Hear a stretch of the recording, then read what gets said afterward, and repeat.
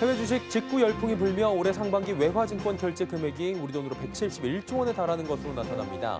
이는 지난해 연간 결제 금액의 80%가 넘는 규모로 역대 최대치입니다. 코로나19 쇼크로 30대와 비정규직이 직격탄을 맞았습니다. 줄어든 취업자 중 63%가 30대 근로자였고 94%가 비정규직 근로자인 것으로 나타납니다. 우리나라의 경제 성장을 견인하던 설비 투자가 20년 만에 급감한 것으로 나타납니다. 90년대 초엔 설비 투자가 연평균 13%를 기록했지만 올해 1분기엔 9.9%를 기록했습니다. 서울에서 공시가격 6억 원이 넘어 재산세 상한선인 30%를 내는 가구 수가 올해 58만여 가구에 육박하는 것으로 나타났습니다. 지난 2017년 4만여 가구였던 것과 비교하면 14배가량이 늘어난 겁니다. 센 경제 라이브 시작합니다.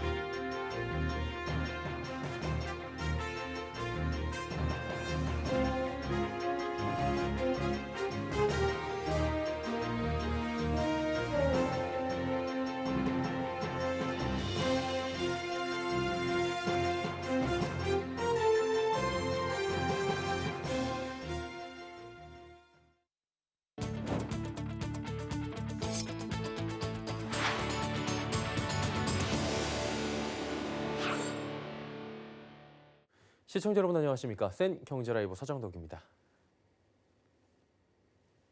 국내 투자자들 사이에 해외 주식 투자 열풍이 불며 올 상반기 해외 주식 거래 규모가 사상 최대 수준으로 늘어났습니다.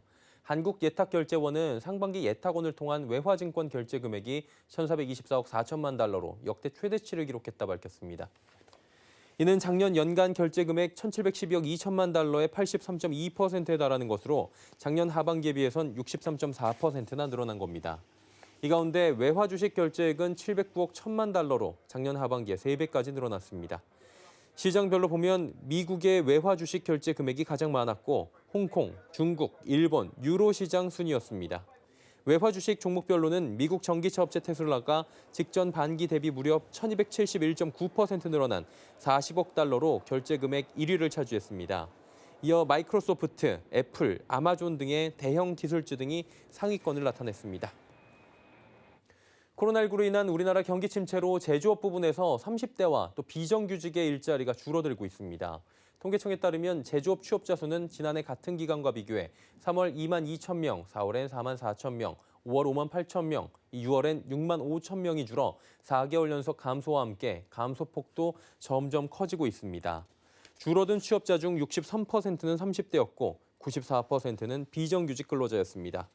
이와 함께 40대 지난달 고용률은 77%로 21년 만에 최저치를 기록했습니다. 특히 가족을 부양하는 경우가 많은 40대 남성의 고용률은 2000년대 이후 90% 이상을 유지해왔는데 지난달 처음으로 80%대까지 감소했습니다.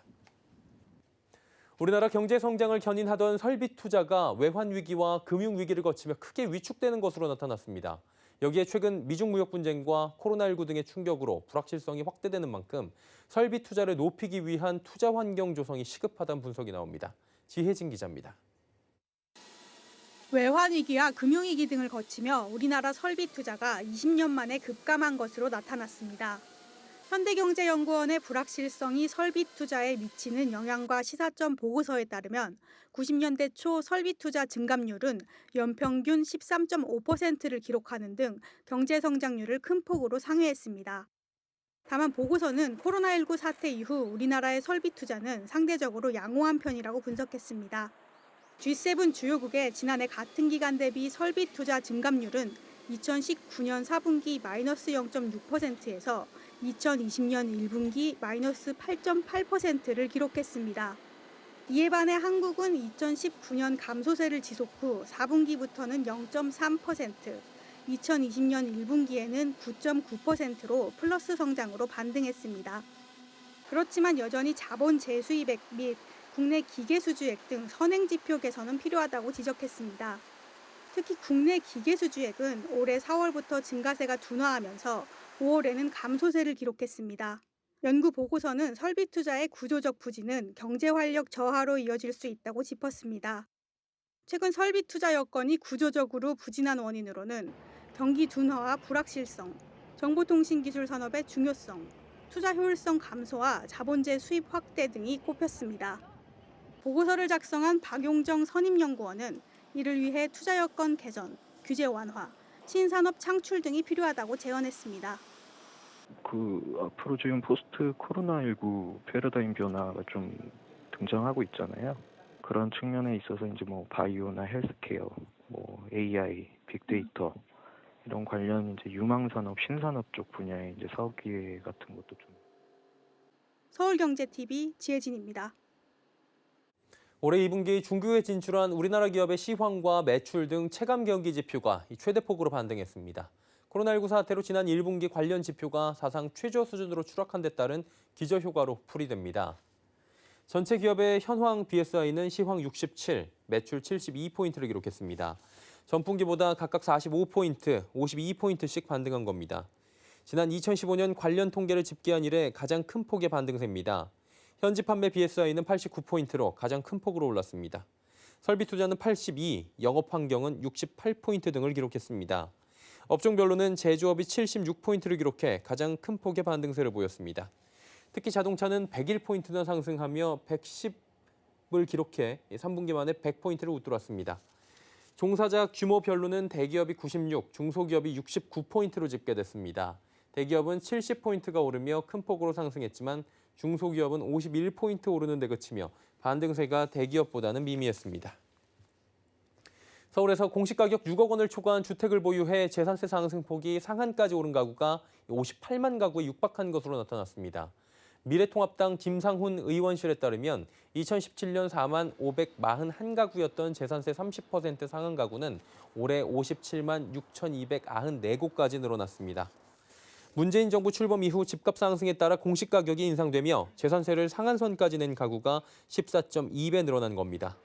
지방세법은 재산세 급격한 증가를 막기 위해 공시가격 3억 원 이하는 전년 대비 5%, 3억 원 초과 6억 원 이하는 10%, 6억 원 초과는 30%까지만 세금이 늘도록 제한하고 있습니다. 서울에서 재산세 30% 증가 가구가 가장 많이 늘어난 곳은 노원구로 2017년 2곳에서 올해 2,198곳으로 증가했습니다. 이어 강동구와 광진구, 동대문구 등의 순으로 나타났습니다. 반면 강남구는 2017년 22,646곳에서 올해 11만 4,256곳으로 5배 늘어나는 데 그쳤습니다. 코로나19가 기업의 근무 환경도 바꿔놓고 있는 것으로 나타납니다. 한국경제연구원에 따르면 국내 대기업 4곳 중 3곳은 코로나19 대응 차원에서 유연근무제를 새로 도입하거나 또 확대했습니다. 기업이 채택한 유연근무제를 형태별로 보면 재택, 원격 근무제가 27%로 가장 많았고 시차출 퇴근제 19%, 탄력적 근로시간제 18%, 선택적 근로시간제 15% 순이었습니다. 또 코로나19 이후 유연근무제를 도입 또 확대한 기업 중 약 57%는 유연근무제가 생산성 향상에 긍정적으로 작용했다 답했습니다. 원유 가격을 두고 낙농가와 유업계가 지난 5월 말부터 팽팽한 줄다리기를 하고 있는 가운데 원유 가격 조정을 위한 최종 협상 시한이 내일로 다가왔습니다. 낙농가와 유업계 간의 원유 가격 조정은 유제품 가격 전반에 영향을 미치는 핵심 요인으로 매년 협상을 통해 가격을 정하고 있습니다. 원유 가격은 매년 5월 통계청에서 발표하는 우유 생산비에 따라 증감률이 플러스 마이너스 4% 이상이면 협상을 통해 10% 범위에서 조정됩니다. 코로나19로 인한 급식 감소로 우유 소비가 줄어 타격을 입은 유업계는 원유값의 동결 혹은 인하를 주장하고 있는 반면 낙농가는 지난해 인상된 생산비를 근거로 원칙에 따라 21원에서 26원을 올려달라는 입장입니다. 앞서 낙농 관련 조합장과 생산자 대표, 유업체 대표 등이 모여 원유 인상폭을 정하기 위한 회의를 5차례에 걸쳐 열었지만 의견차를 좁히진 못했습니다.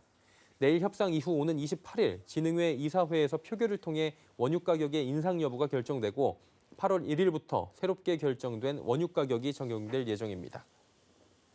지난 15일 민선 7기 경기도시장군수협의회 후반기 회장으로 곽상욱 오산시장이 뽑혔습니다. 3선의 곽 시장은 제3대 혁신교육지방정부협의회 회장으로 선출돼 오산시를 교육도시로 다시 한번 자리매김시켰는데요. 임기 후반기 막중한 임무를 맡은 곽 시장은 지방자치 시대를 확실히 열어가겠다는 포부를 밝혔습니다. 설석용 기자입니다. 곽상욱 오산시장이 민선 7기 경기도시장군수협의회 후반기 회장에 선출됐습니다. 인구 100만이 넘는 도내 지자체들 사이에서 23만 인구를 이끌고 있는 곽 시장의 3선 행정 관록이 인정받은 겁니다. 곽 시장은 소통과 공감을 통해 지역 현안을 공유하는 게 가장 중요하다며 책임감이 무겁다고 당선 소감을 밝혔습니다. 최우선 과제로는 지방 분권을 꼽았습니다. 경기도에서부터 전력 투구하겠다는 포부입니다. 이제 대한민국의 발전은 지역의 발전이 기본으로 돼야 하는데 그것은 바로 자치분권의 나라가 돼야 하는데 이 자치분권 운동을 제가 중심에서 경기도부터 적극적으로 펼쳐나가고자 합니다. 곽 시장은 또 지난 16일 교육도시라는 오산시 슬로건에 걸맞게 제3대 혁신교육지방정부협의회 회장으로 선출됐습니다. 문재인 정부 국정과제를 위해 기초지자체의 지역 사업 모델을 발굴해 중앙과 지방의 교육 협력을 강화하는 역할을 수행하게 됩니다. 굉장히 많은 지방정부 도시들과 함께 회원도시이기 때문에 이들과 함께 공유를 통해서 정말 나라의 교육 발전 그리고 실제 아이들의 행복한 교육을 선진 교육을 받을 수 있는 환경을 만드는 것에 집중하고 그렇게 되도록 노력해 나갈 것입니다. 민선 7기 후반기를 시작하며 막중한 임무를 맡게 된 곽상욱 오산시장. 중앙과 지방을 함께 아우르는 교육문화 조성, 중앙과 지방을 분리하는 자치 분권 시대를 열어가는 데 집중할 계획입니다. 서울경제TV 설석영입니다. 우리 정부의 신속하고 또 효과적인 코로나19 대응으로 시작된 코리아 프리미엄 열풍의 육성 방안을 논의하는 K 프리미엄 살리자 캠페인의 그 첫 회입니다. 코로나로 국내 기업들의 해외 수출이 상담이 끊기자 코트라가 실시간 화상 상담을 지원하고 나섰습니다. 상반기에만 10,000건을 넘겼는데요. 다양한 비대면 사업으로 수출 확대 동력을 만든다는 계획입니다. 정세미 기자입니다. 국내 기업 관계자가 일본 바이어와 화상을 통해 실시간으로 만납니다. 이 자리에서 화장품에 대한 구체적인 사용법과 판매 전략 등을 소개합니다. 바이어의 날카로운 질문도 이어집니다. 이는 코트라가 코로나19로 해외 바이어와의 상담이 어려워진 국내 기업을 지원하기 위해 도입한 화상 상담입니다. 중국과 서남아, 동남아, 북미, 유럽 시장 바이어들이 인터넷 플랫폼을 통해 비대면 상담에 참가하는 방식입니다. 품목은 화장품과 생활용품, 식품 등 소비재 분야와 자동차 부품, 기계 부품, 전기, 전자 등 중간재 분야 등으로 다양합니다. 바이어를 만날 수 있는 거는 방문을 할 수 있는 상황이 아니기 때문에 바이어가 현지 코트라에 직접 방문을 하거나 또 화상회의 시스템에서 서로 우리가 물건을 보여주고 아주 친밀한 것처럼 또 보는 것처럼 앞에 있는 것처럼 우리가 상담을 할 수 있는 것은 아주 유익한 상담을 했습니다. 지난 2월 13일부터 시작된 이번 화상 상담은 7월 기준 11,000건을 넘겼습니다. 애초 제시한 목표인 1,000건보다 10배가 넘습니다. 현재까지 166건의 성과로 실질적인 수출이 확정된 금액은 5,100만 불, 우리 돈으로 약 600억 원에 달합니다. 상담 분야도 수출 지원 외에 창업과 취업 상담 등으로 확대하고 있습니다. 코로나19가 터지게 되면서 이제 그 해외 무역사절단이라든지 전시회들이 나갈 수 있는 기회가 없게 되자 제가 화상 상담을 코트라에 주력 기능화 시켜서 좀 더 많은 이제 바이어들을 유치해서 국내 기업들과 화상을 통해 가지고 이제 상담을 지원하는 것들을 정착시켜 나가고 있습니다. 이외에도 해외 전시회를 대신할 온라인 한국관 디지털 무역 플랫폼인 바이코리아도 개설했습니다. 각국 바이어가 온라인 한국관에서 관심 품목과 기업을 지정하면 해외 무역관이 해당 기업과의 화상 상담을 주선하는 방식입니다. 산업별 온라인 특별관도 신설해 의료와 소비재, 소재 부품 장비 등 유망산업 10개 분야도 한눈에 보도록 했습니다. 저희가 이제 화상 상담은 주로 이제 B2B 수출 지원 쪽 분야고요. 저희가 이제 해외 쪽에 보면 특히 요즘 유럽이라든지 동남아 쪽에도 마찬가지지만 B2C 시장이 이제 커지고 있습니다. 저희가 향후 점진적으로 하반기 중에는 그 B2C 시장을 타겟팅해서 아마존, 뭐 쇼피, 큐텐재팬 등 다양한 그 글로벌 유통망에 국내 기업들이 좀 진출할 수 있게끔 도와주는 사업들을 좀 확대 편성할 예정이고요. 한편 코트라는 하반기 중 올해 진행한 만건에 대한 상담 전수조사를 진행합니다. 사후 관리를 통한 추가 상담으로 화상 상담의 개선점을 보완해 국내 기업 지원을 위한 내실을 다진다는 계획입니다. 서울경제TV 정샘입니다.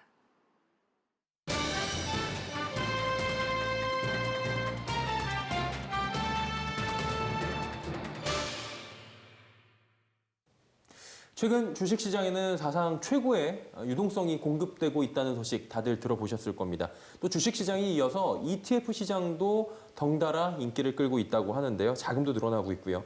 그래서 국내 ETF 시장뿐만이 아니라 해외 ETF 시장에도 자연스럽게 자금 유입, 관심도도 높아질 수밖에 없는 상황이라고 봅니다. 그래서 오늘은 국내외 ETF 시장에 관련된 이야기 자세히 나눠보고자 합니다. 미래세 자산운용 글로벌 ETF 마케팅 본부의 이승원 본부장 모셨습니다. 네, 안녕하십니까? 네. 제가 모셨다고 했는데 네. 본사에 와서 오셨다고 하니까 조금 이상하긴 해요. 네네네. 뭐 잘 부탁드리겠습니다. 별 말씀입니다. 예. 편하게 제가 아는 거 잘 말씀드려보도록 하겠습니다. 기대하겠습니다. 네. ETF 합니다. 네. 뭐 사실 들어보긴 많이 들어본 것 같은데 ETF가 무엇인지 좀 간략하게 설명을 해주시면 어떨까요? 이게 교과서로 그냥 이제 교과서로 있는 그대로? 예, 있는 그대로 말씀을 드리면 익스체인지 트레이디드 펀드이기 때문에 이게 상장된 거래할 수 있는 펀드입니다. 그래서 이게 인덱스 펀드, 지수를 추종하는 펀드이기 때문에 예. 인덱스 펀드와 그리고 이제 주식의 장점이 결합된 상품이다라고 해서 인덱스 펀드라고 하면 보통 액티브 펀드보다 보수도 낮고 그리고 회전율도 낮고 이래서 발생되는 비용이 좀 적고요. 예. 그리고 이제 특정 운용력에 대한 쏠림이 없기 때문에 운용력에 대한 리스크가 없다 이런 장점이 있고요. 주식에서의 장점이라고 보면 실제 이게 주식 거래하시면 보이시잖아요. 네. 거래들이 다 보이기 때문에 ETF는 그 안에 들어가 있는 종목들이 전부 다 보입니다. 뭐 PDF라고 하죠. PDF라고 해서 포트폴리오, 뭐 디팔트 파일 이렇게 얘기를 하는데 네. 그 안에서 ETF에 들어가는 종목들이 다 보이기 때문에 거래 투명성 측면에서도 장점을 가지고 있다. 이게 이제 교과서. 네, 이건 네. 거고요. 사실 요즘 많이 바뀌었습니다. 이게 예전에는 이제 뭐 코스피다, 코스닥이다, 코스닥 150이다, 뭐 코스피 200이다. 딱 추종만 했잖아요. 예, 대표 지수에 대한 ETF, 네. ETF가 먼저 출시가 됐고요. 이게 조금 발전되면서 이제 섹터 지수, 뭐 예를 들어 뭐 은행이다, 뭐 어떤 IT다, 배당이다. 예, 배당이다. 이렇게 이제 전통적인 이런 섹터 지수에 대한 ETF가 나옵니다. 근데 요즘은 사실 이런 거에 투자하시기보다는 조금 더 나와서 이제 테마 ETF 개념으로 좀, 가더라고요. 예, 많이 나와서 요즘 정의하는 ETF는 아까 말씀드린 뭐 장단점을 제가 말씀드린 것보다 내가 투자하고 싶은 것에 가장 쉽게 투자할 수 있는 수단이다. 이렇게 이걸 정의를 내리고 싶습니다. 네. ETF 발전 속도에 따라서 같이 자금도 이렇게 확 늘어나고 시장도 커지면 좋을 것 같은데 네. 아직까지는 국내 ETF 규모가 그렇게 안 크다라는 얘기가 있는데 맞습니다. 보니까 최근에 상장지수 펀드 거래 대금이 500조 원 돌파하고 활성화는 되고 있는 것 같아요. 네네네. 아직 좀 못 미치다고 판단하실 것 같긴 한데 어때요 지금? 사실 뭐 미국이나 이런 다른 선진 시장 대비해서는 ETF 규모가 좀 적은 편이고요. 제가 뭐 최근 날짜로 한번 체크해 봤더니 저희 이제 코스피랑 코스닥이랑 하니까 시가총액이 한 1,780조, 1,800조라고 예, 이제 예. 하면 그중에 이제 46조 원이니까 아직은 3%가 좀 못 미치는 굉장히 미미하긴 수준입니다. 하네요. 근데 이제 말씀 주셨듯이 최근에 이제 2020년 사실 이제 코로나 사태가 온 부분도 있지만 2020년에 좀 급격하게 어떤 ETF 시장이 좀 변화가 있었습니다. 원래 저희가 이제 작년까지 그러니까 올 1월 이제 코로나 있기 전까지는 ETF 한국에서 거래되는 수치가 계좌 수가 한 27만 개였는데 이게 한 3개월 만에 80만 계좌로 늘어납니다. 와. 네, 이게 3배가 뛰었고요. 개인 투자자만 제가 말씀을 드리면 개인 투자자가 ETF에 가지고 있던 게 한 5조 정도 수준이었는데 이게 10조를 넘었습니다. 예. 이것도 역시 상반기에 2배가 넘게 뛰었죠. 고무적이네요. 예, 그래서 뭐 금액상으로도 2배가 넘었고 계좌 수로도 3배가 넘었기 때문에 저변화 때는 분명히 있었다라고 말씀드릴 수가 있는데 예. 한 가지 조금 말씀드리면 그 아까 500조 이제 말씀 주셨지 예. 않습니까? 그 500조 중에 대략 380조가 새 상품에 쏠렸습니다. 그게 레버리지 그다음에 인버스, 코퍼스라고 표현하시는 또 하는 2X 이제 인버스 네. 2X가 있고 원유가 원유. 사실 좀 그랬습니다. 그래서 이게 대략적으로 한 380조였으니까 76%, 75%. 쏠림 현상이 여기도 엄청나네요. 그래서 4명 중에 3명은 이제 그걸로 거래를 하셨고 예. 다른 분들은 좀 다른 걸로 거래했다는데 근데 또 좋은 측면이 있습니다. 이런 어떤 특정 상품의 쏠림 현상 외에 뭐 퇴직연금 같은 경우는 사실 작년 말 기준으로 한 4,500억 원 예. 정도 됐던 것이 6개월이 안 되고 한 5개월 지났는데 그냥 8,200원, 많이 200원. 들었네. 역시 이것도 2배가 뛰었습니다. 그래서 약간의 투기적인 뭐 성향에 대한 게 좀 많기도 했지만 반대적으로 긍정적으로 장기 투자로서의 ETF도 좀 이제 많이 늘었다. 네, 뭐 이렇게 표현드릴 수 있겠습니다. 안정적인 걸 원하는 측면을 가지고 있는 사람도 ETF에 들어왔을 거고요. 네, 좀 네, 장기적으로 네. 추종하는 네, 사람도. 맞습니다. 네. 반대로 곧버스라고 우리가 표현하는 트랙스 인버스나 아니면 레버리지나 네, 네, 추종하는 자산들에 대해서 주식보다는 이게 그래도 조금 더 편하다. 그렇죠. 혹은 예. 원유 같은 경우에는 언젠가 올라가지 않겠느냐. 네, 네, 네. 이런 긍정적으로 시세가 바라보시면 들어와서 엄청나게 파이는 어쨌든 간에 지금 커져 있는 상황입니다. 네, 네. 그렇다면 최근 ETF 시장의 트렌드는 어떤 거예요? 주목받는 ETF 뭐 이런 거 있나요? 그 두 가지가 사실은 근데 고무적이고 트렌드가 바뀐 것이 보이는데 그 네네. 하나가 글로벌 투자가 이제 많이 확대가 되셨어요. 네, 그래서 먼저 그 글로벌부터 말씀드리면 사실은 해외 뭐 직구 이런 주식 직구 맞아요. 이런 말씀 많이 네. 들어보셨죠. 이게 제 기억에는 작년 말로 해외 직구 ETF 포함입니다. 이게 한 16조에서 17조 정도였거든요. 한국 사람들이 하고 있는 게. 네. 근데 이게 6개월 딱 지나고 얼마예요? 나니까 29조가 넘었어요. 그러니까 이것도 2배가 된 겁니다. 테슬라다, 뭐 마이크로소프트다, 뭐 넷플릭스나. 넷플릭스다 아시는 그런 주요 종목들에 대한 투자도 있고 이런 걸 하신 분들이 근데 이 주식도 사시지만은 ETF도 많이 사세요. 그 중에 아까 말씀드린 10몇 조 중에 이제 이거는 뭐 3조가 좀 넘는 부분이 개인이 매수하셨기 때문에 이 비중은 좀 높습니다. 왜냐하면 ETF 내에서도 이제 예전보다 많이 아시는 것 같아요. 그러니까 주식도 아시는데 이 ETF의 특성은 뭐구나라고 이렇게 얘기되고요. 저희도 뭐 저희 회사 같은 경우는 뭐 나스닥 100이다라는 ETF가 있죠. 있습니다. 이게 최근 조금 변경된 거는 미국이 먼저 좋았지 않습니까? 그렇죠. 근데 이제 요즘 중국이 좀 갑자기? 많이 2015년처럼. 좋아지고 많이 좋아지고 있어서 최근 한 달만 보면 트렌드가? 중국의 뭐 CSI 300이라든가 이런 중국 관련된 그 ETF들이 늘어난다. 이게 첫 번째 특징인 것 같아요. 두 번째는 아까 말씀드린 것처럼 테마입니다. 테마. 이게 다소 테마라고 하는 것들이 최근 언택트 문화 확산 이거와 연결이 좀 돼 있는 것 같아요. 그래서 뭐 인터넷 플랫폼이라든가 소프트웨어, 게임 산업 이거에 대한 투자가 늘었고요. 이거는 이제 글로벌리뿐만 아니라 한국 사회에 있는 ETF도 그렇습니다. 그리고 말씀드린 것처럼 장기 성장을 좀 생각한다고 했을 때에는 뭐 클라우드 아까 그 4차 산업 뭐 조금 이제 4차 산업이라는 말이 나왔었고 그다음 요즘 이제 뉴딜도 있고 또 코로나기 때문에 헬스케어가 상당히 각광을 받고 있습니다. 예전에 단순 지수 추종 테마에서 네네네. 지수 추종에서 그냥 요즘에는 이제 트렌디하게 ETF도 변모를 하고 있다. 이게 트렌드다라고 보여지는 건데 지금 벌써 7월이에요. 이제 전반기 지났고 시간이 어떻게 이렇게 빠른지. 하반기에 ETF 시장의 흐름도 전망을 해봐야지 이제 투자하시는 분들도 관심을 가지실 텐데 하반기는 어떨까요? 하반기도 사실은 아직 그 상반기에 있었던 어떤 저희 주변 환경의 변화가 많이 없었기 없으니까. 때문에 각광받고 있는 거는 장기 성장 앞으로 내가 어떤 것이 좋아질 것이냐인데 뭐 최근에 이제 기자님 더 잘 아시는 분이지만 뭐 테슬라 주가가 이제 예전에 1,000불도 안 됐던 것이 제가 어제 기준으로 한 1,500불 넘는 걸 좀 봤습니다. 말도 안 되게 지금. 그래서 이게 순식간에 올라왔는데 그런 장기적으로 성장이 가능한 산업에 투자를 하겠다고 하시는 투자자가 훨씬 더 이제 점점 더 많아지죠. 늘어날 것이다. 정보의 비대칭성이 없어지고 모두 이제 이렇게 좋은 말씀들을 많이 전달하시기 때문에 많이 알고 계셔서 그런 2차 전지 같은 테마 또는 클라우드 아까 컴퓨팅 잠깐 말씀드렸지만 그런 테마들이 일단은 각광을 더 받을 것 같고요. 두 번째는 예전에는 뭐 코스피 200이다 막 이렇게 얘기를 했지만 추종을 했지만 요즘은 이거를 압축 포트폴리오로 좀 얘기를 하는 ETF들이 각광을 받지 않을까. 이게 이제 두 번째인 것 같고요. 마지막으로는 얼마 전에 그 SK 바이오팜 상장할 때 한번 보셨습니까? 난리가 났죠. 네, 이게 제가 몰린 금액이 30조가 넘었다는 걸 보고 시장에 이제 유동성이 많긴 하구나라는 이게 참 생각이 다른 게 저는 와 개인들 돈 많다. 네, 저도 뭐 이렇게 돈이 어디 있을까 난 없는데. 많구나. 이렇게 생각을 했는데 이게 이제 하반기 IPO 관련된 것도 많이 주목을 좀 하세요. 그래서 뭐 하반기에 예정된 게 이제 빅히트 엔터나 또는 이제 카카오 게임즈. 이제 제 생각엔 그거 플러스 뭐 한한령의 해제다 또는 아까 말씀드렸던 언택트 문화의 어떤 확산, 지속 이런 거다 보니 어떤 미디어 콘텐츠라든가 게임과 같은 이런 어떤 테마 ETF가 각광을 받지 않을까 이렇게 생각을 하고 있습니다. 근데 조심스럽지만 정부 세제 개편이 있었잖아요. 있었죠. 최근에. 일단 있었습니다. 직접 주식에 대해서는 이제 과세를 하겠다는 거예요. 거래세는 낮춰주고 과세를 하겠다. 네. 2천만 원까지는 비과세다. 대신 이득이에요. 이득이 2천만 원이 넘어가면 그때부터는 이제 퍼센테이지를 다르게 하겠다. 근데 펀드 ETF 이쪽에는 그냥 원래 없었지만 지금 앞으로도 없을 것이다. 그러니까 한마디로 네, 그렇죠. 예, 맞는 기본 공제 자체가 계속 없잖아요.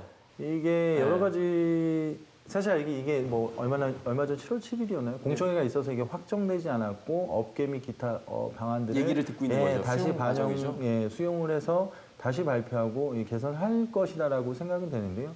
이게 먼저 되기 시작하면 사실은 저희 업계에서는 그렇게 뭐 부정적인 부분이 반드시 있는 그쵸. 부분들이고요. 그래서 이 부분들에 대해서는 금융투자협회나 예. 뭐 여러 통로를 통해서 의견들이 수렴되고 있기 때문에 현재로서는 분명히 이게 주식 거래보다도 1년이 먼저 있고 그리고 펀드에서의 기존에 있었던 그런 혜택이 없기 때문에 사실은 부정적인 부분이 좀 많습니다. 그래서 저희도 의견을 최대한 전달드리고 있고요. 일정 부분은 개선이 될 것이다. 뭐 이렇게 생각하고 있습니다. 예.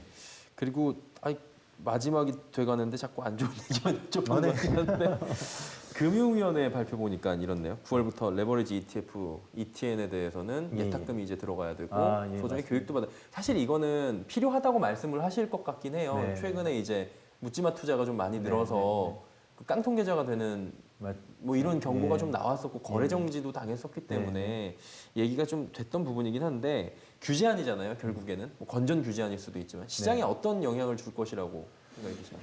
일단 저희 ETN이 이제 뭐 ETP라고 하죠. 예. ETP 선진화 방안이라고 해서 저희 증권사의 ETN과 운용사의 이제 ETF에 대한 어떤 규제안으로서 예. 나왔던 게 레버리지와 곱하기 2 들어가는 거죠. 그리고 아까 고퍼스라고 표현한 그 인버스 2X에 대해서 일단 규제안이 나옵니다. 이게 과거 ELW 규제안이랑 비슷한 거죠.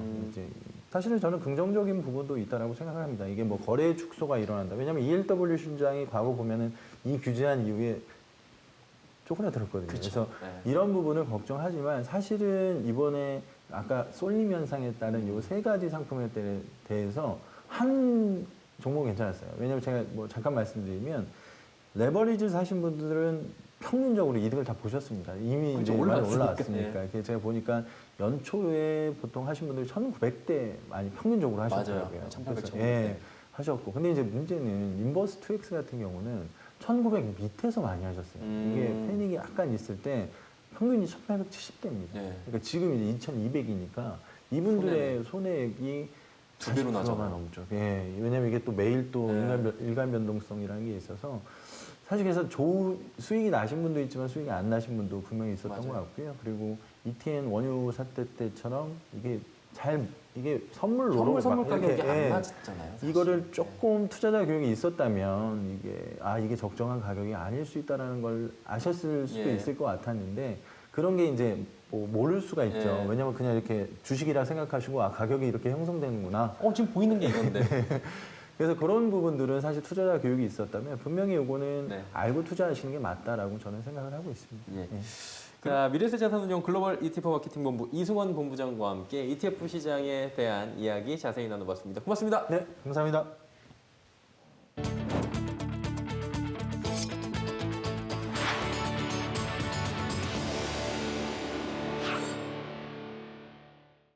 센 경제라이브 저희가 준비한 소식은 여기까지입니다. 편안한 저녁 시간 보내시길 바랍니다. 고맙습니다.